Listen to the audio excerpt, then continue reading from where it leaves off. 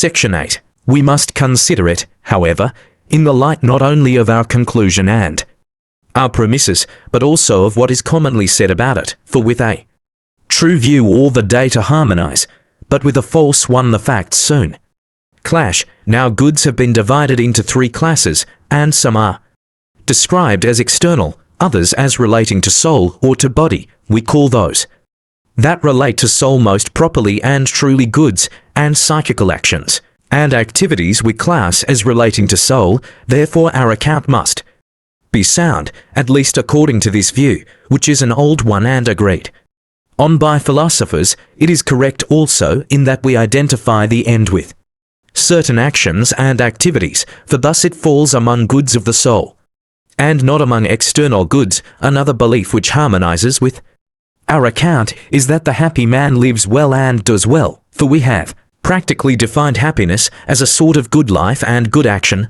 The characteristics that are looked for in happiness seem also, all of them, to belong to what we have defined happiness as being, for some identify happiness with virtue, some with practical wisdom, others with a kind of philosophic wisdom, others with these, or one of these, accompanied by pleasure or not without pleasure, while others include also external prosperity. Now some of these views have been held by many men and men of old, others by a few eminent persons, and it is not probable that either of these should be entirely mistaken, but rather that they should be right in at least some one respect, or even in most respects. With those who identify happiness with virtue or some one virtue, our account is in harmony. For to virtue belongs virtuous activity, but it makes, perhaps, no small difference whether we place the chief good in possession or in use, in state of mind or in activity, for the state of mind may exist without producing any good result, as in a man who is asleep, or in some other way quite inactive, but the activity cannot.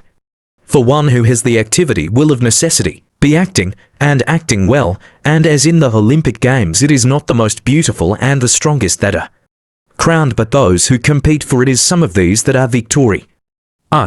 So those who act win, and rightly win, the noble and good things in life. Their life is also in itself pleasant. For pleasure is a state of soul, and to each man that which he is said to be a lover of is pleasant. For example, not only is a horse pleasant to the lover of horses, and a spectacle to the lover of sights, but also in the same way just acts are pleasant to the lover of justice, and in general virtuous acts to the lover of virtue. Now, for most men their pleasures are in conflict with one another, because these are not by nature pleasant, but the lovers of what is noble find pleasant the things that are by nature pleasant, and virtuous actions are such, so that these are pleasant for such men as well as in their own nature. Their life, therefore, has no further need of pleasure as a sort of adventitious charm, but as its pleasure in itself. For, besides what we have said, the man who does not rejoice in noble actions is not even good, since no one would call a man just who did not enjoy acting justly, nor any man liberal who did not enjoy liberal actions, and similarly in all other cases. If this is so, virtuous actions must be in themselves pleasant, but they are also good and noble, and have each of these attributes in the highest degree, since the good man judges well about these attributes. His judgment is such as we have described. Happiness then is the best, noblest, and most pleasant thing in the world, and these attributes are not severed as in the inscription at Delos. Most noble is that which is justest, and best is health, but pleasantest is it to win what we love.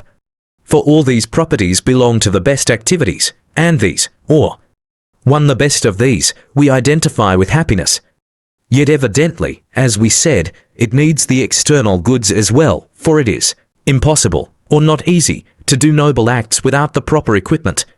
In many actions we use friends, and riches, and political power as instruments, and there are some things the lack of which takes the lustre from happiness, as good birth, goodly children, beauty, for the man who is very ugly in appearance, or ill-born, or solitary and childless is not very likely to be happy, and perhaps a man would be still less likely if he had fairly bad children or friends, or had lost good children or friends by death.